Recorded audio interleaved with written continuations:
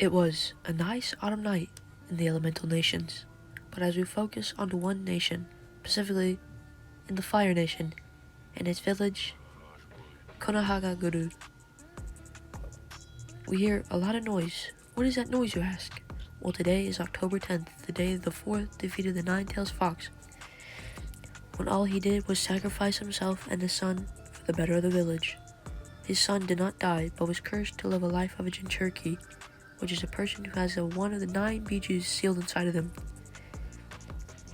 which is a heavy burden which most cannot deal with.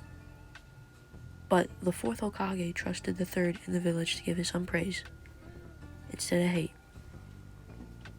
Boy, was he wrong to do so. Now the people of the village are celebrating the forced sacrifice by hunting the Jinchuriki. Why? The old man accidentally slipped out that he was Jinchuriki.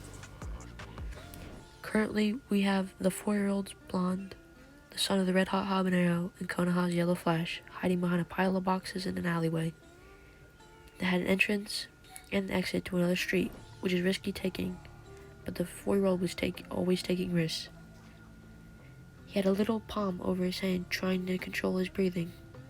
Why was he out of breath running? Why? Why is it always me, he thought. He's right there, the man said as the villagers tried trot towards him to pile of boxes. Naruto immediately got up and started running back.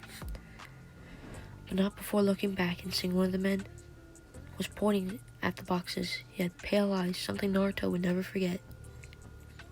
Naruto saw more villagers closing in on the other side, but tried to run faster. The villagers all closed in on the other side, but made one mistake. They had their legs open.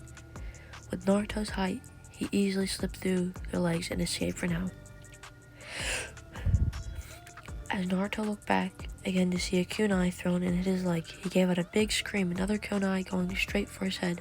But the world started slowing down. All the colors were inverted. He could tell quickly where the kunai was and heading and quickly ducked, but before he could, the villagers were getting close, and the kunai in his leg wasn't helping. Naruto was panting like crazy. It was going to have a panic attack, but he kept running as fast as he could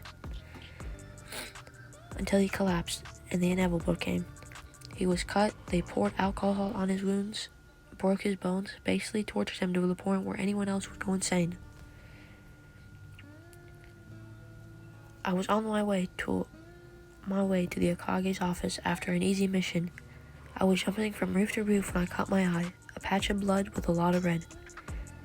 My eye widened, and I instantly jumped down and grabbed the little boy. I'm sorry, Naruto. I was on a mission, I whispered. He groaned and looked up and said at me. He looked up at me. My eye widened more than it was. Sharingan? Hokage-sama, you have to understand this. This would be the best for him. I heard the Hokage sigh. Yes, it would, Kakashi, but you know we can't, I growled. Look at him. Look at his hospital records. Don't you feel sympathy? I'm going to adopt him. You're the Hokage. The councils could kiss your ass. Just sign the papers, I shouted. The Hokage sighed again.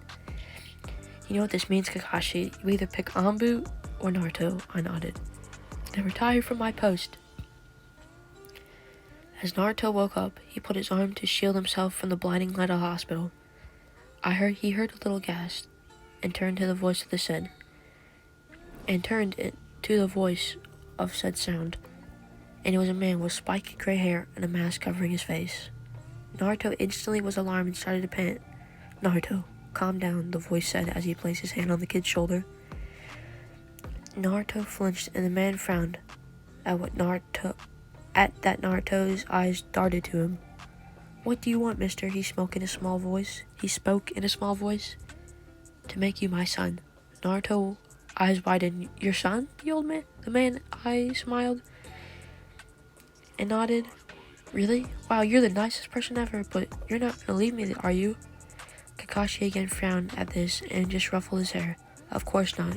You are now Naruto Hatake, and I will forever be by your side and train you to be the strongest ninja to ever live.